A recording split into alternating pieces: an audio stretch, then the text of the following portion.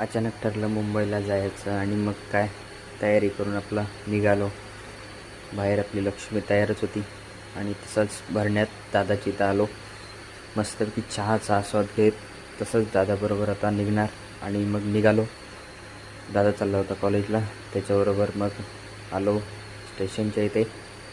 त्याने बाहेरच सोडली. बाहेर आल्यावर बघतो स्टेशनच्या इथे तर पुरा स्टेशनचा काय पलट. एवढं भारी वाटलं, मस्त एकदम. आणि घाई झाली तिकीट काढायची. अनाऊन्समेंट झाली आणि लगेच तिकीट पण आपल्याला भेटलं.